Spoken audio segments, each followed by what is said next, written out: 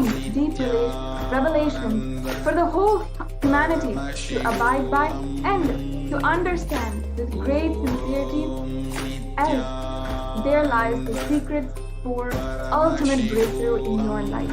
The words that Devi Parashakti has revealed for the whole humanity to abide by, to run and live by, are great words of compassion and guidance as we navigate in a world that is plagued by disease and deluge.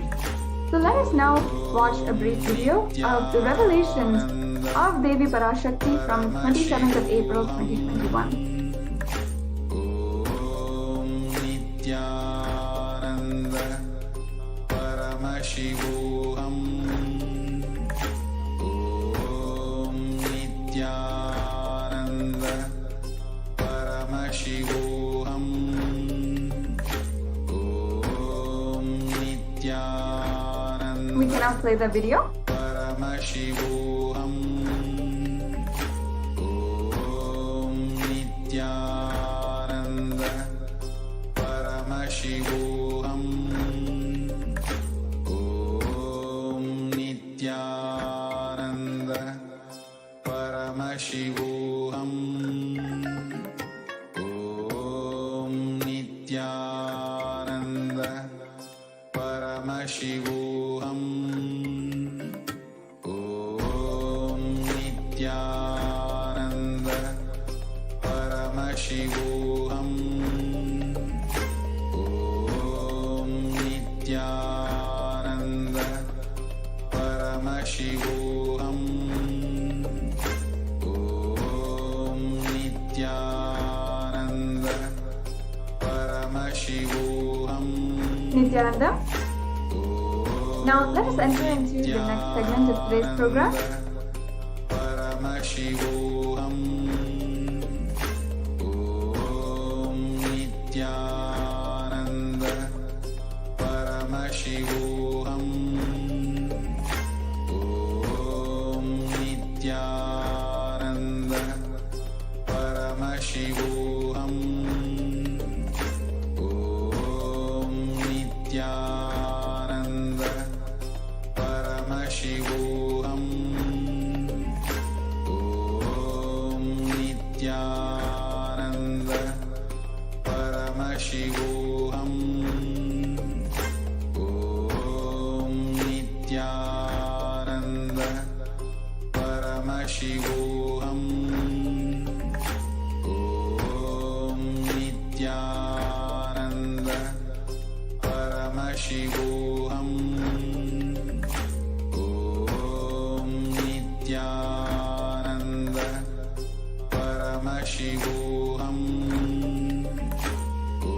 Om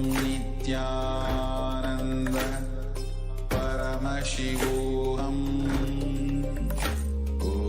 Om Nithyananda Paramashivoham. Om Nithyananda Paramashivoham. Om Nithyananda Paramashivoham. Om Nithyananda Paramashivoham. Om Nithyananda Nithyananda. Paramashivoham. Now we'll enter into the next segment of today's program. Nithyananda Paramashivoham. Om Nithyananda Paramashivoham. Om Nithyananda Paramashivoham. Om Nithyananda Paramashivoham. Om Nithyananda Paramashivoham. Om Nithyananda Paramashivoham.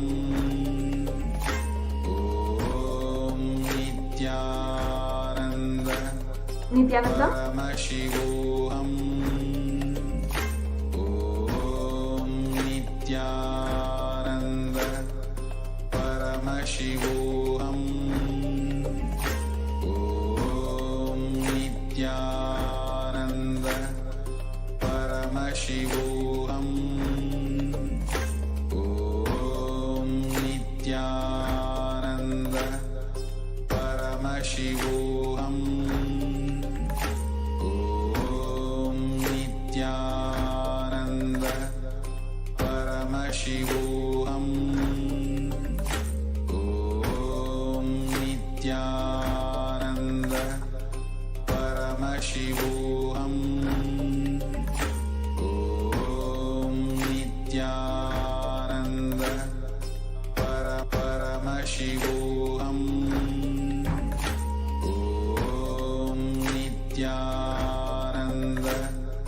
Paramashivoham. Om Nithyananda Paramashivoham. Om Nithyananda Paramashivoham. Om Nithyananda Paramashivoham. Om Nithyananda Paramashivoham. Om Nithyananda Paramashivoham. Nithyanandam. Now let us enter into the next segment in today's program. Devi Parashakti has revealed revelations to the world, guidance for each and every one of us to abide by. Such beautiful guidance that we can use to help us navigate in this whole time of cosmic deluge, when darkness plunges the whole world and we're not able to even see just straight in front of us, and we're doused in confusion, regret, guilt, suffering in so many different layers. In this time, the divine cosmic being, Devi Parashakti, has manifested through the Supreme Pontiff of Hinduism to guide each and every single one of us. Give us her divine revelations and guidance. Her words have lifted so many through this cosmic deluge. And each and every one of you, just by listening and sitting, listening to her divine words, can see how can literally imbibe everything that she is guiding and manifest her divine guidance and protection through this cosmic deluge in your life. So let us now watch the video of the revelations to the world of Devi Parashakti from the 27th of April. That comes from your muscle memory. But the way you cognize you, your inner image, Right, I think we can go on to the next slide. comes from your bio.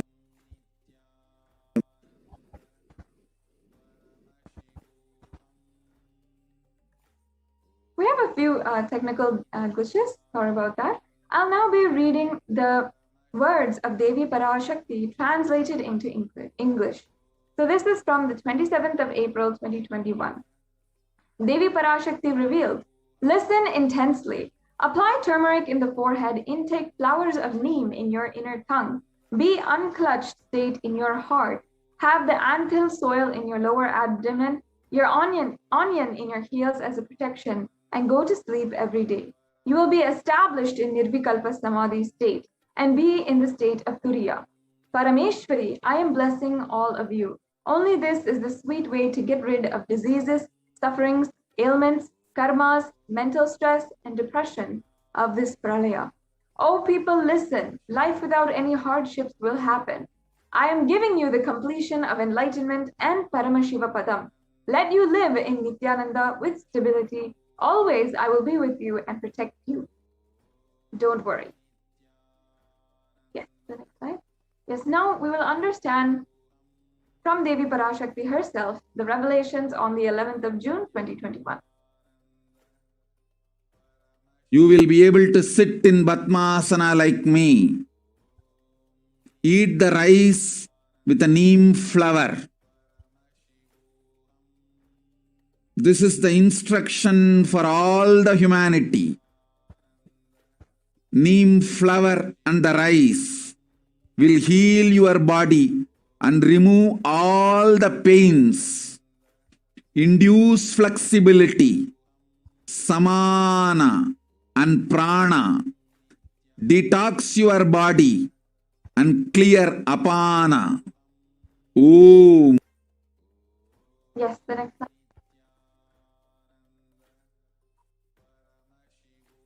You will be able to sit in Padmasana.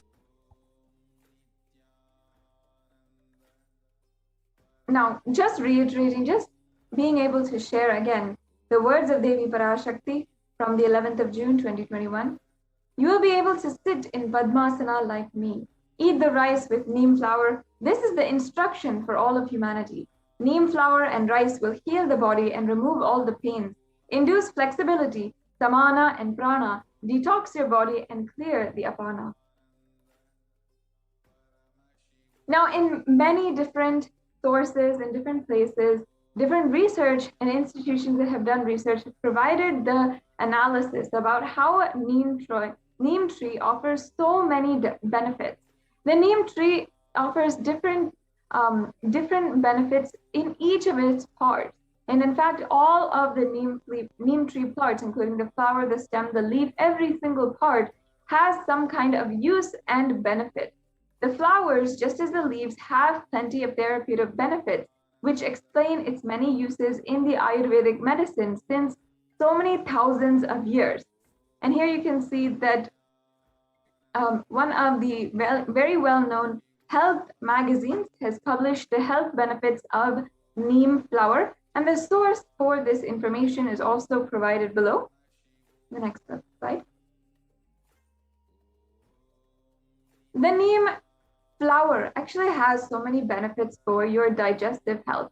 Neem flowers help in improvising digestive health. They are used mainly in dry powdered form for cooking, and it can be included in fried, boiled, dried, or roasted forms in rice dishes and in sauces for therapeutic purpose. So just using these forms of cooking are very good at making extremely healthy recipes for your health and digestive health. Now, neem flower also has a very big benefit in weight loss. Neem flowers are extremely effective in losing fat, mostly from the belly area. And the flower is known for its potent properties, which can help in fat breakdown. So many of you who are also looking to lose weight and for health reasons need to lose weight and ensure that you are in a healthy weight, you can use neem flower also to lose weight. The neem flower is also very much known to help the liver health. Dried flowers can be powdered and consumed every morning, mixed in a glass of warm water, and it helps in cleansing the liver and removes unwanted toxins from the body. It is good for liver health as it acts as a purifier. If anyone knows about the liver, it is a detox organ in your whole body. All the blood in your whole body goes through the liver, gets detoxified, and comes out. So detoxifying the liver is extremely helpful. It's extremely beneficial for your whole body and whole function. The next slide, please. The dried neem flowers in their powder form can be consumed every morning with a glass of water. It helps in detoxification and purifies the body internally. This means clearer and glowing complexion. This also improves metabolism. It means consuming neem flowers on a regular basis helps in improving metabolism. It improves blood circulation and is good for immunity and offers great positivity. Neem flowers are also used in treatment of belching, nausea, anorexia, intestinal worms, and also that Ayurveda says that neem flowers are magical for the eyes and beneficial for treating headaches and skin.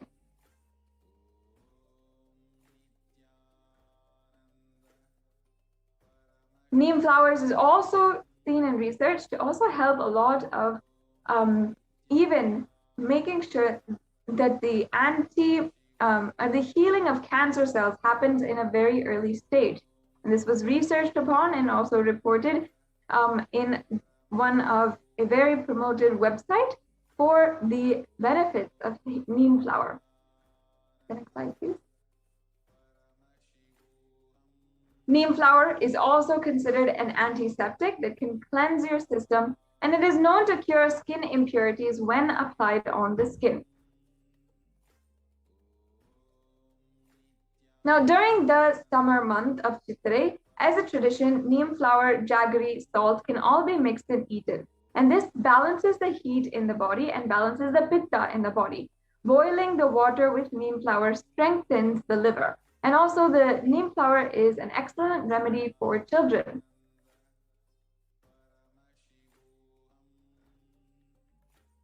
Also, here are a couple of recipes that you would know in order to help make benefits for, help you heal from the neem flower.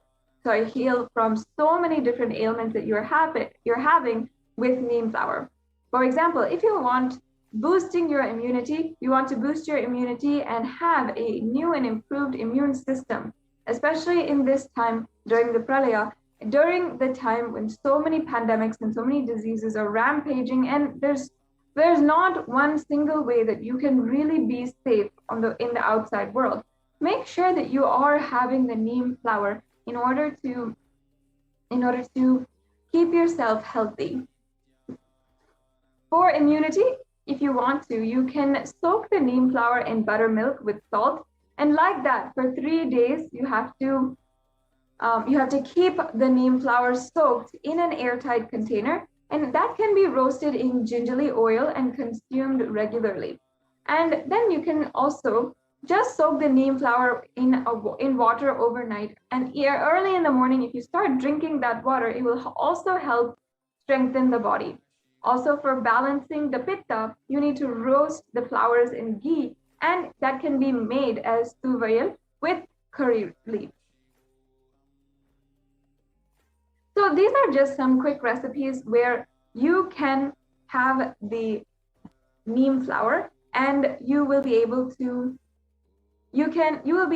see the impact, see the improvements in your health system. In the next segment, we'll be starting and understanding the different offerings that you can make on for Devi Parashakti, and how these offerings can sincerely deepen your relationship with Devi Parashakti. So now we'll take a very quick break and move on to the next segment.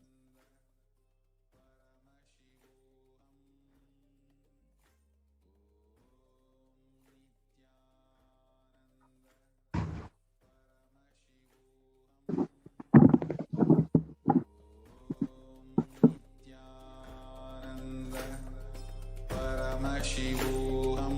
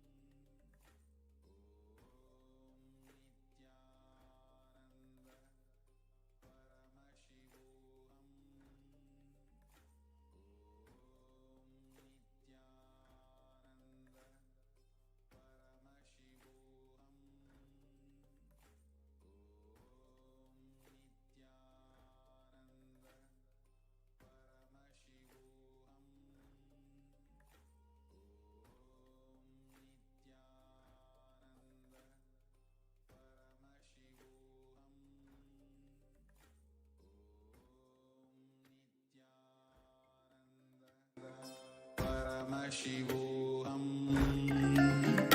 Om Nithyananda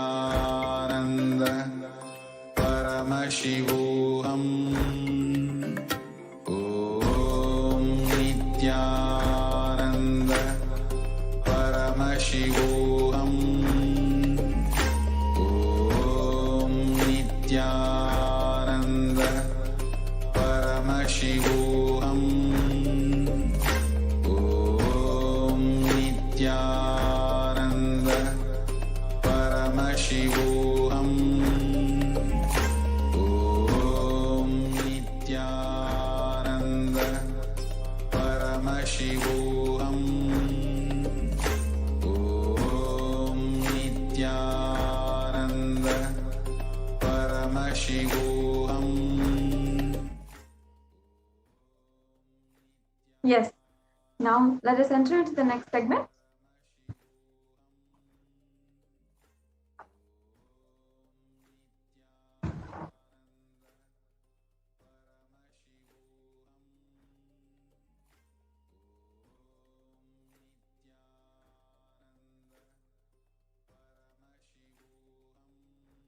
Now, first of all, let us understand what are these offerings and how you can make them today. What is the significance of offering?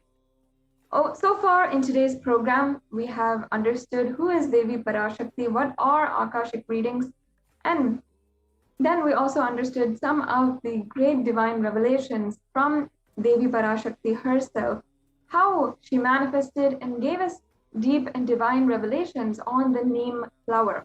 We saw how that was mapped exactly to the research which is already done on by multiple universities and multiple research institutions on how neem flower benefits overall health and can really heal you during this time from all different kinds of ailments and suffering. Now, we will enter into this segment where we'll understand the offering and how we can truly deepen our relationship with Devi Parashakti, how we can really make a difference in and make a breakthrough in our life. Now, in Sanatana Hindu Dharma, the sacred sciences of rituals are really innate and spiritual techniques, spiritual formulas in order for us to experience oneness with the divine. This sacred science of rituals is what the Supreme Pontiff of Hinduism has been reviving for the last 27 years. And with these rituals, broken down the human being's tendency to go into monotonous boredom and go further and further into realms of arrogance and depression, suffering, and go into a vicious cycle of pain and grievance. Rituals are a beautiful way to connect with the divine through the offerings and deep sacred processes with the divine cosmic beings. Rituals are such beautiful ways that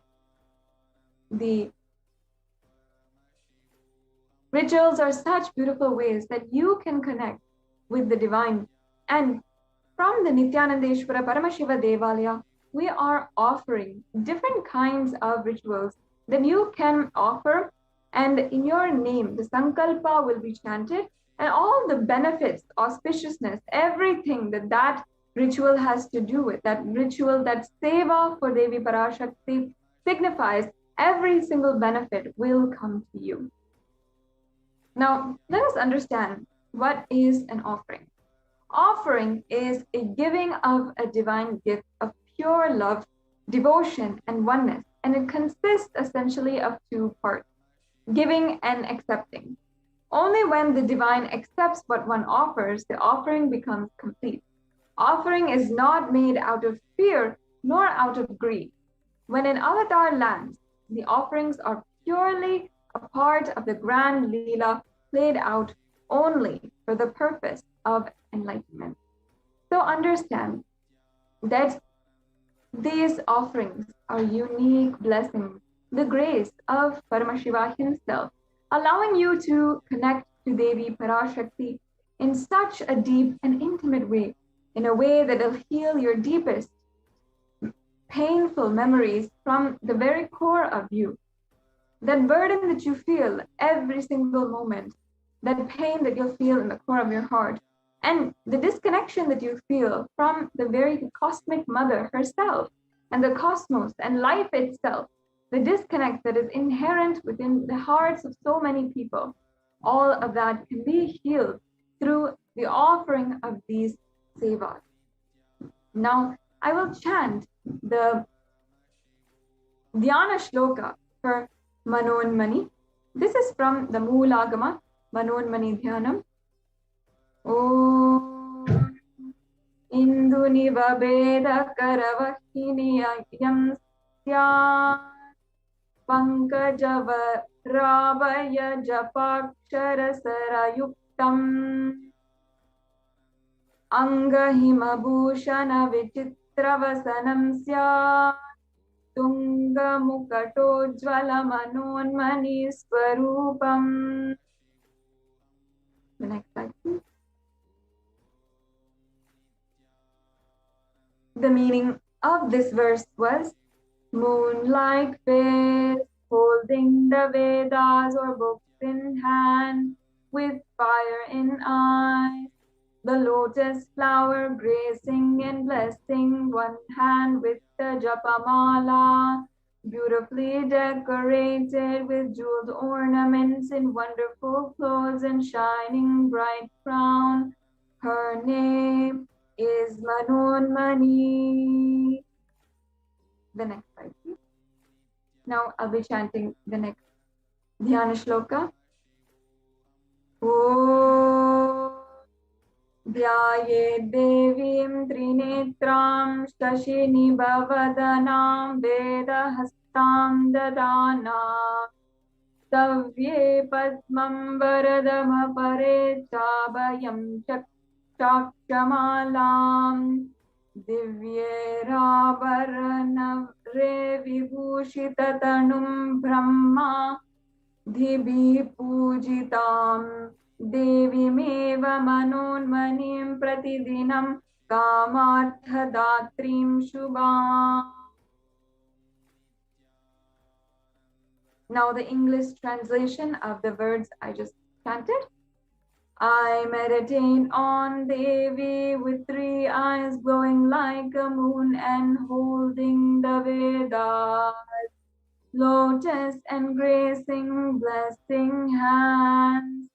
She is wearing beautiful ornaments and she is worshipped by Brahma and other many gods and showers auspicious boons for all actions every day.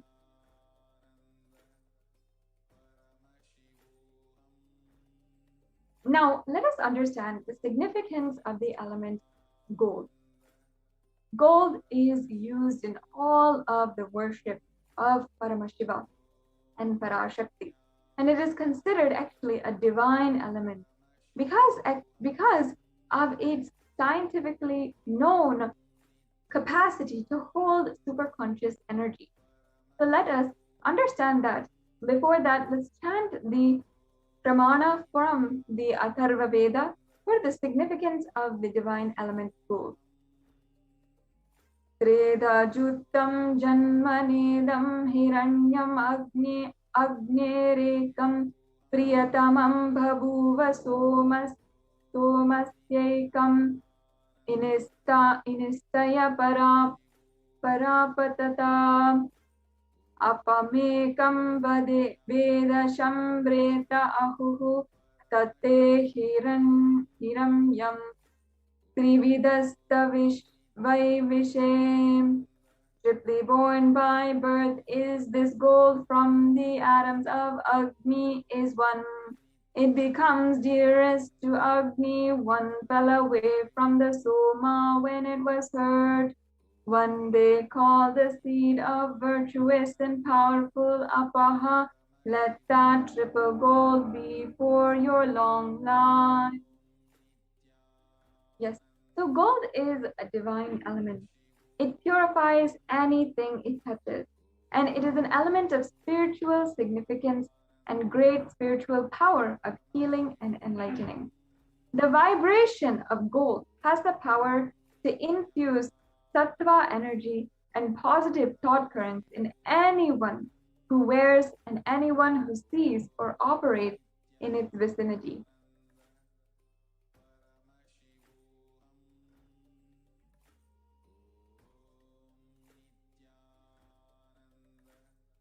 And all of you should actually know Whether you are a Hindu, you might already know this, and this is a gentle reminder. If you are not Hindu, gold is actually present and referenced in all of the Agamas, Vedas, Shrutis, Smritis, Itihasas, and Puranas. In all of the Hindu scriptures, it is abundantly told that gold is the most auspicious and purest metal which purifies even the being. In the Hindu civilization, everything was built in gold. Rituals, feasts were even offered in gold bricks. When one was to be saved from life-threatening illnesses, gold was offered as a ritual fee. Gold was in abundance and used for weighing equivalent amounts of commodities, including cows. The kingdoms were built in huge doors of gold, and the streets would have huge columns of gold and huge archways made of gold. Horses and cows were dressed in gold.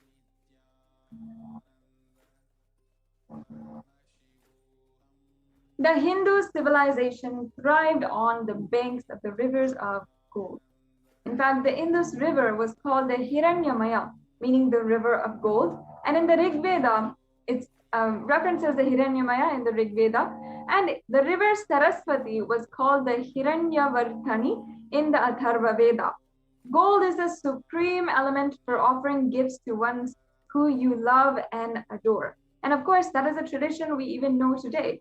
When we want to offer our wife something, we want to get her the best in gold.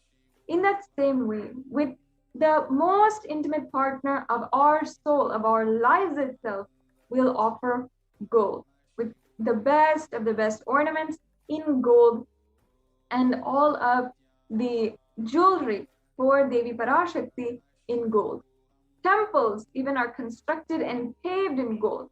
Deities are made in gold and decked and adorned in gold because it preserves that enlightenment energy for thousands of years. It lasts forever. Now, let us understand each and every single one of the offerings that you can make today. I personally encourage all of the viewers to listen and ensure that you understand the benefits of offering these to Devi Parashakti. Now, first of all, the transformation that you'll have, the deep feeling connection that you'll experience, the Shakti Nipada and the initiation to manifest Shaktis are absolutely immeasurable benefits that you will have from just one offering on your side to Devi Parashakti, at the feet of Devi Parashakti. So whatever you can do today, you can offer and ensure that whatever you would like to offer, how the significance is aligned to your heart, whatever really attracts you to offer, because you'd like to experience those benefits in your life and have that deep feeling connection to Devi Parashakti. Make sure that you start manifesting that in your life in some way or form. It doesn't need to be today, but making sure that somehow Devi Parashakti you can offer something at her feet. She might answer your question today. She might heal your whole family from coronavirus or any other deadly plague disease, which Devi Parashakti has actually blessed. And she might give your whole family all the wealth in the world needed. Then remember that this offering of gratitude to Devi will ensure that you continue your deep feeling oneness and gratitude with Devi Parashakti, and that you will be able to continue receiving and continue this beautiful relationship, attain and experience oneness with Devi Parashakti, the divine cosmic mother. So even if today you're only making $1 or $2 offering, or you're just doing the Tambulam offering, where you're just offering 1 penny, please understand that the more and more, the higher we keep cognition and we want to hold Devi Parashakti in our lives as our own soulmate, as our own partner in life itself, as we hold her as our most dearest goddess and mother itself, we can offer these in order to fulfill that beautiful aspect of your relationship with Devi Parashakti. So as we go into the causing and the offerings, the sevas, beautiful sevas that we have today to offer at the feet of Devi Parashakti, understand this is not just something that you need to do today, but your lifetime with Devi Parashakti that you are manifesting, your deepest desires with life itself that you are manifesting. So keep in mind that this segment is not just some offerings that are made, some temple rituals that we're talking about, not at all like that. It is your relationship with Devi Parashakti that we are offering, showing the different ways that you can offer your utmost gratitude. The deepest and purest way that we can relate with God and the Devi Parashakti is ultimate gratitude. And today itself, Devi Parashakti might answer your questions. She might give the boons that you have requested without you giving anything on your side. And many of you have already received the blessings from Devi Parashakti in some way or form. If you have, and you want to offer your gratitude in some way, these are some of the opportunities, the ways that you can offer your gratitude. So beginning with the e-hundi offering, this is a very simple offering which you can offer in the payment form, or you can offer on the YouTube super chat. You can become a member of Kailasa's HDH Nithyananda YouTube channel, and then you can press join in underneath the video, and you'll be able to join as a member and start and make the offering for the e-hundi. Let me now chant the pramana for the e-hundi offering and the English translation. Om Bhakti Priya Bhakti Gamya Bhakti Vashya Bhayapaha Shambhavi Sharada Radhya Sarvani Sharmadayini. Devi is fond of true devotion and is realized through true devotion. She can be won over through true devotion, and she removes all fear. Yes. Now, if there is any fear in your mind, in the minds of the devotees of Parashakti, Devi is sure to remove that fear. It is stated that Devi likes to be worshipped in autumn. And here, actually, autumn does not mean the autumn, the seasonal autumn that we all see, where leaves are falling off the trees and the tree leaves are changing colors and so on and so forth. Autumn here is meant as the time in our lives when the thoughts that we have are turning more and more inward. We're starting to question existential things rather than outer worldly things. Rather than being concerned about wealth, about name and fame, about your status, and concerned about outer worldly things, you're starting to question more about your life, your purpose, your existence. And that is what we mean by the autumn of your life. It's at that time that Devi Parashakti is the absolute best to offer your worship, because she literally clears all the confusion, and she plays the role of the divine to make everything that you don't know into known and make everything understood clearly. At this time in our lives, Devi worship is extremely essential. And because of the way that she stands as a guardian between us and our fears, ensures that we are not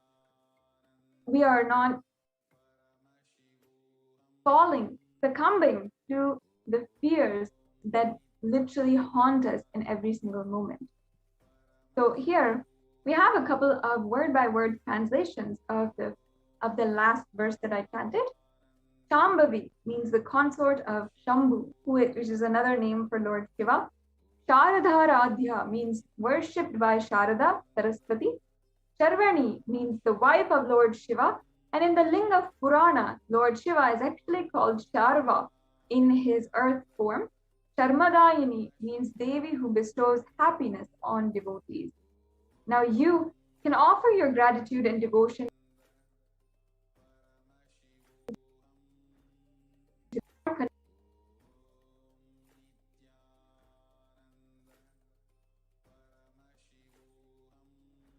any amount and offer it towards Devi Parashakti.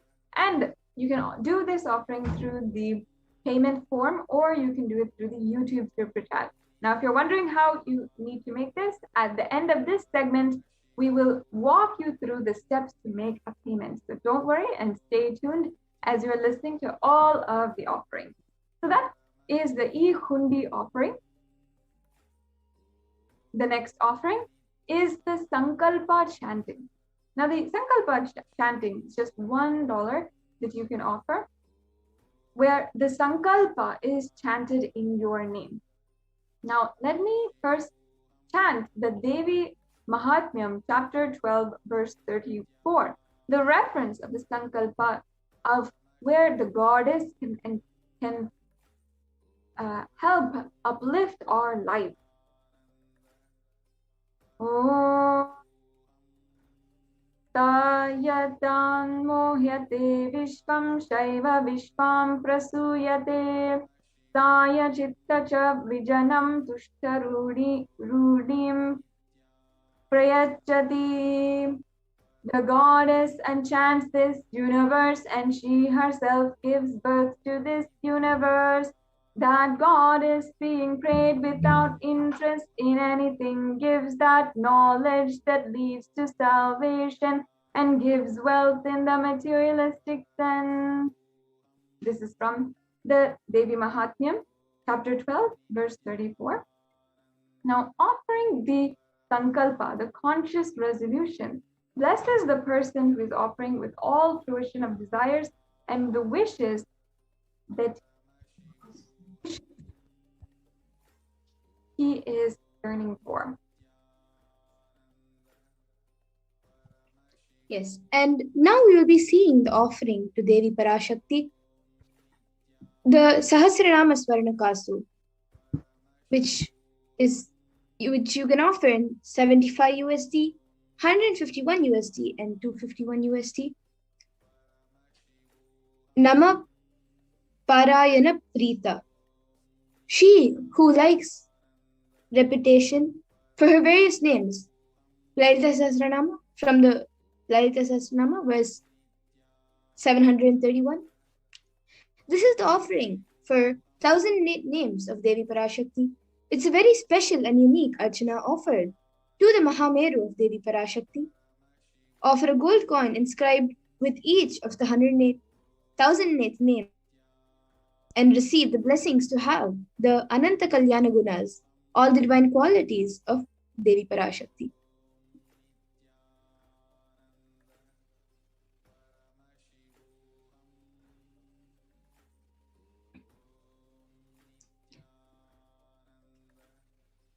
And the next is the Mukta Anguti, the finger ring with a pearl. It is 251 USD, 501 USD, or 750 USD. Muktahara lasat kirita ruchiram purnendu vaktra prabham sinjannu pura kinkini manidharam padma prabha basuram sarvabhishta palapradam girisutam vani rama sevitam meenakshim pranatosmi santatamaham karunyavaratitham.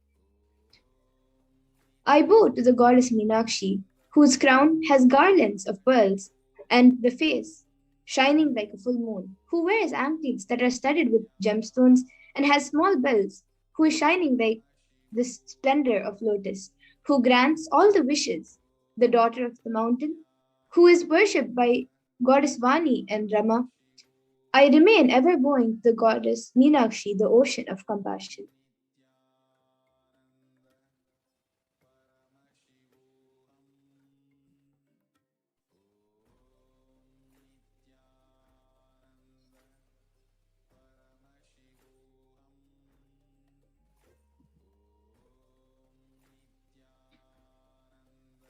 We can move on to the next slide, please.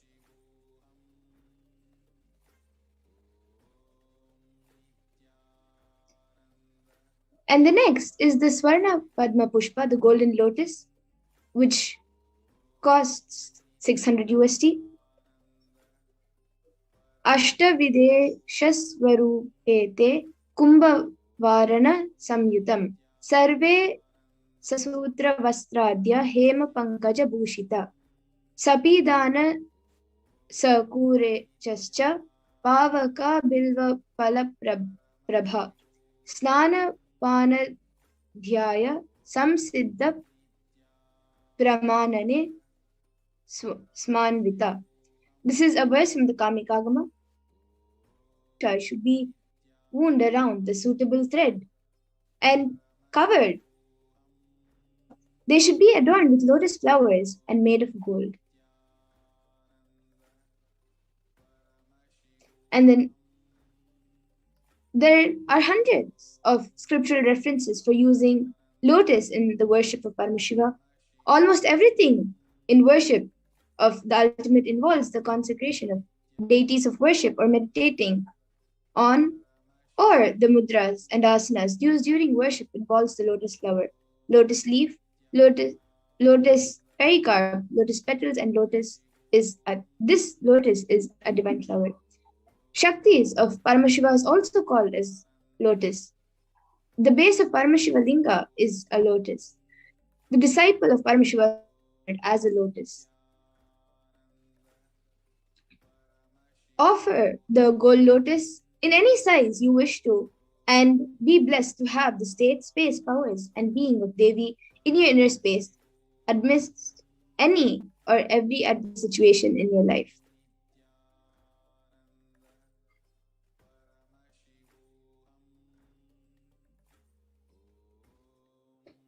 Then the next is the Swarna Metti, the gold toe ring, which costs 750 USD.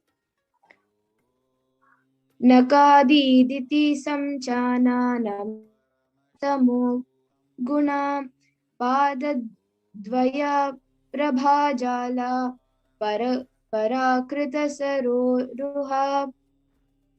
You whose brightness from toenails destroy the darkness of ignorance from the minds of your devotees who prostrate at your feet.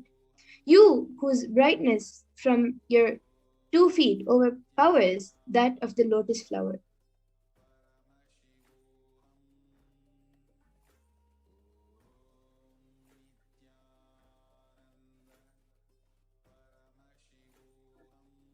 Offer the toe ring to Devi, adorning her sacred feet to be in constant gratitude for receiving her blessings in even the most difficult aspects of our life.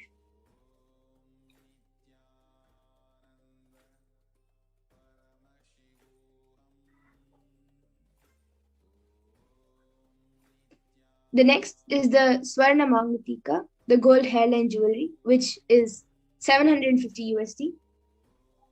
Shuddha Sarabi Varshini, she who makes nectar flow in all our nerves from Sahasrara. Example, she who gives the very pleasant experience of the ultimate.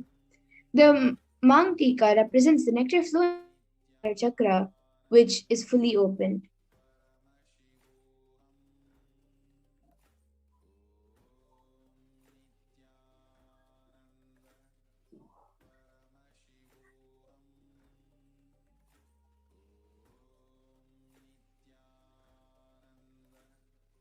We can move on to the next slide, please.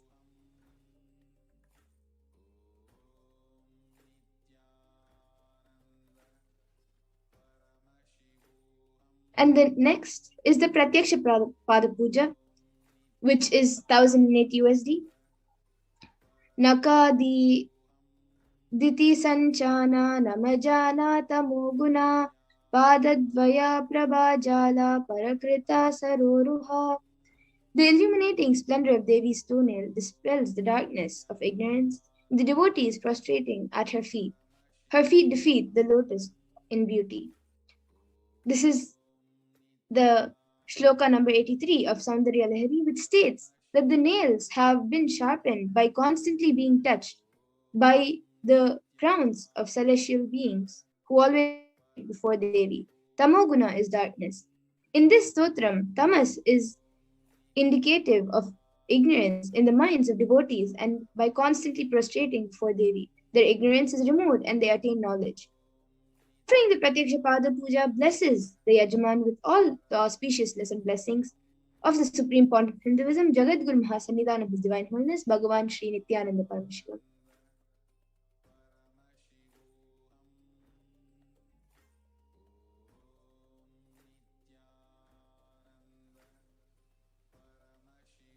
And the next is the Vastra Seva, which is 1008 USD. Nakadiditi sanchana namajana tamoguna padadvaya prabhajala parakrita saroruha. The illuminating splendor of Devi's toenails dispel the darkness of ignorance in the devotees prostrating at her feet. Her feet defeat the lotus in beauty.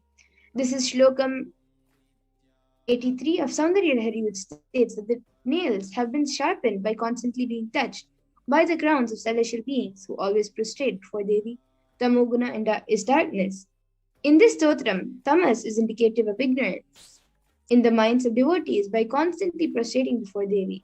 Their ignorance is removed and yet they attain knowledge. So offering the Vastra Seva blesses the Yajaman with all the auspiciousness and blessings of the Supreme Pontiff of Hinduism.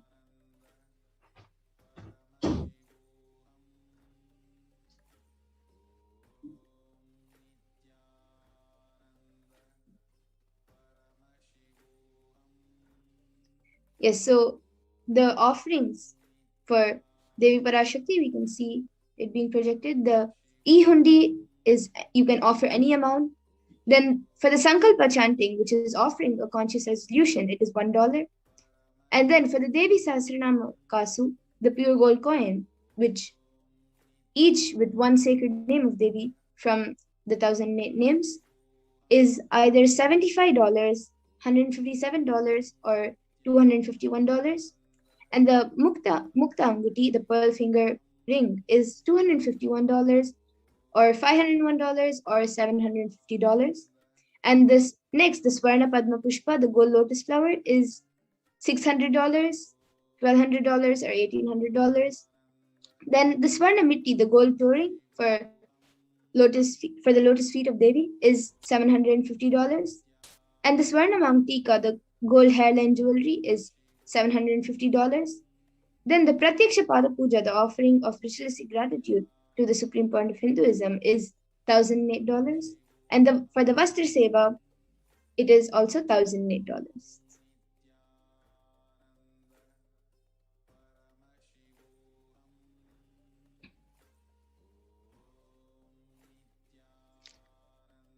So you can see the links on the screen. For the registrations form, there are two options. If you're ready to offer today or intentions to offer any specific sevas. So the different registrations forms are interested in offering, need help in manifesting, or need more details. So you can visit tiny.cc/BHAVASAMADHI, and for the online payment, where you're ready to offer the seva by online payment, you can visit tiny.cc/Devi offerings. And for the after payment, for submitting details for puja and names to be chanted, you can visit tiny.cc/Sankalpa 2021.